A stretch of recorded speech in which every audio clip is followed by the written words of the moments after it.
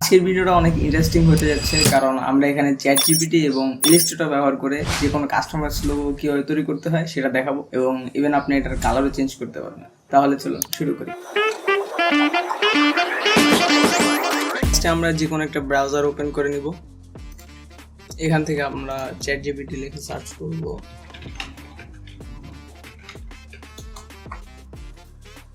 তো আপনাদের যদি চ্যাট জিপিটিতে লগ ইন করা না থাকে তাহলে লগ ইন করে নেবেন। তো আমার লগ ইন করা আছে। এখন এই জায়গায় আমরা যে প্রম্পটটা লিখবো সেটা নিয়ে একটু আলোচনা করি।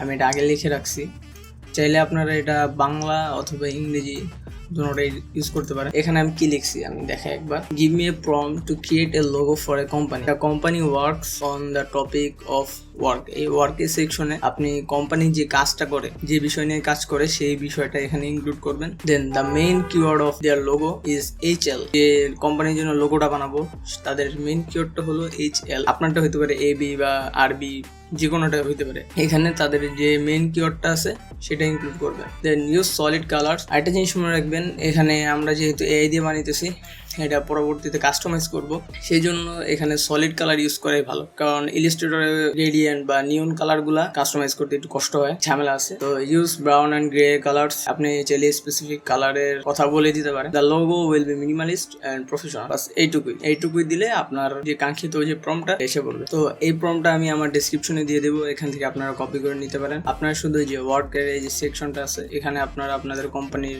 যে কাজটা করে সেই কাজটা আপনি লিখে দিবেন। তো আমি এখানে শুজ লিখে দিতেছি। এই কোম্পানিটা মূলত শুজ নিয়ে কাজ করে। যদি আপনাদের মেন কিওয়ার্ড এইচএল বা অন্য কিছু হয়ে থাকে ওটা আপনারা চেঞ্জ করে দিতে পারেন। তো আমার এখানে মোটামুটি সব ঠিক আছে। আমি সলিড কালার, তো আমি এটা এখন চ্যাট জিপিটি দিয়ে দিব, একটা প্রম্পট লিখে দিয়ে দিবে। তো দেখতে পারতেছেন প্রম্পটটা কপি করব। দেন আমাদের মেন কাজ হলো আমরা আরেকটা ওয়েবসাইট যাব এআই। তো এখান থেকে আমরা আবার অন্য একটা ওয়েবসাইটে যাব, আইডিওগ্রাম। এখান থেকে আপনার আইডিওগ্রামে লগ ইন করে নেবেন। আমার লগ ইন করা আছে আগে থেকে। চ্যাট জিপিটি থেকে যে প্রম্পটটা আমরা পেয়েছি সেই প্রম্পটটা আমরা এখানে পেস্ট করব। দেন এখান থেকে আপনারা আপনাদের রেশিওটা সিলেক্ট করবেন। এখান থেকে 1:1 আছে, এটাই দেওয়ার চেষ্টা করবেন। যা ডিফল্ট আকার আছে সেটাই থাকুক। দেন আপনারা জেনারেট অপশনে ক্লিক করবেন। কিছুক্ষণের মধ্যেই মানে আইডিওগ্রাম আমাদেরকে 4টা ইমেজ জেনারেট করে দিবে। সেখান থেকে আমাদের যেটা ভালো লাগবে আমরা ওইটা সিলেক্ট করব। যদি ভালো না লাগে আবার চ্যাট জিপিটির কাছে যাব, বলবো প্রম্পটের মধ্যে এই জিনিসটা তুমি চেঞ্জ করে দাও, সে আমাদেরকে সেটা চেঞ্জ করে দিবে। আমাদের জেনারেট করা শেষ অলরেডি। আমার কাছে এই লোগোটা অনেক ভালো লাগছে, তো আমরা এটা সিলেক্ট করি। এখান থেকে আমরা যে ডাউনলোড অপশন দেখতে পারতেছি এই ডাউনলোড অপশনে ক্লিক করব। দেন আমাদের লোগোটা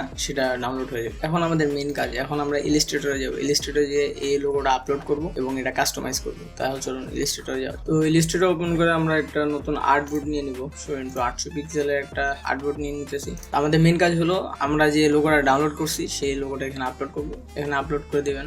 এটা একটু রিসাইজ করে নেবেন এখান থেকে। এখন আমাদের মেইন কাজ, এখন আমরা এটাকে কিভাবে ভেক্টর শেপে কনভার্ট করব। ফার্স্টে আমরা এটাকে ভেক্টর শেপে কনভার্ট করব, তারপর আমাদের যে কাস্টমাইজ করা লাগে, কাস্টমাইজ বলতে আমরা ধরেন এখান থেকে একটা শেপ চাইতেছি না, এটা ডিলিট করে দিলাম, বা এই কালারটা আমার পছন্দ হইতেছে না, ক্লায়েন্টের পছন্দ হইতেছে না, তো সেই ক্ষেত্রে আমরা এটা চেঞ্জ করতে পারবো। ফার্স্টে আমরা এই ছবিটা সিলেক্ট করব। দেন উইন্ডোজে যাব। এখান থেকে আমাদের ইমেজ ট্র্যাক নামে একটা অপশন আছে, এটা সিলেক্ট করব। এখান থেকে মোড ব্ল্যাক এন্ড হোয়াইট না দিয়ে আমরা কালার দিব। দেন ট্র্যাক যে অপশনটা দেখতে পাচ্ছেন এই ট্র্যাক অপশনে আমরা প্রেস, এটা আমাদের ইমেজকে ট্র্যাক করবে। ট্র্যাক করা শেষ অলরেডি, তো এটা আমরা বক্সটা ডিলিট করে দিব। দেন আমরা অবজেক্টে যাব। এখান থেকে এক্সপ্যান্ড দিয়ে অবজেক্ট আর ফিল দোনোটা যেন সিলেক্ট করা থাকে এটা খেয়াল রাখবেন। তো ওকে তে প্রেস করব। তো দেখতে পারতেছেন এখানে অনেক গ্যাঞ্জাম হয়ে গেছে। গ্যাঞ্জাম হয়েছে কারণ হলো যে আমাদের যে ব্যাকগ্রাউন্ডটা ছিল লোগোর এটা একটু গ্রে কালার হয়েছে, এই জন্য অনেকগুলো অবজেক্ট এসে পড়ছে। এই ছবিটাকে সিলেক্ট করে রাইট ক্লিক করবেন, এখান থেকে আনগ্রুপ করবেন। কয়েকবার আনগ্রুপ করার পরে এটা আলাদা হয়ে যাবে। তো আমাদের যে লোগোর মেইন পার্টগুলো এটা আমরা আলাদা করব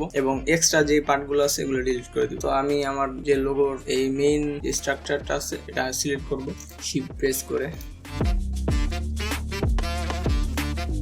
তো দেখতে পাচ্ছেন আমি পুরো আলাদা করে ফেলছি।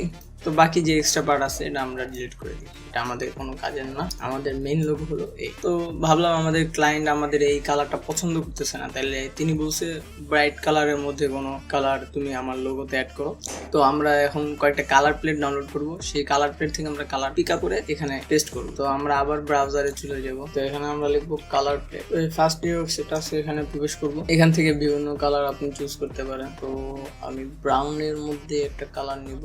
তো এই ইমেজটা এখান থেকে আমরা ডাউনলোড করে নিব। দেন আমরা আবার এই কালার প্লেটটাকে ইলাস্ট্রেটরে আপলোড করব। দেন আমরা এটার কালারটা চেঞ্জ করতে যাচ্ছি। যে জিনিসটা আমরা চেঞ্জ করতে যেতেছি ওই জিনিসটাকে আমরা পিক আপ করি। এটার কালার চেঞ্জ করব, তো এটা সিলেক্ট করে কালার পিকার টুল সিলেক্ট করব। এখান থেকে এই কালারটা একটু ব্রাইট আছে। দেন নিচের পার্টগুলা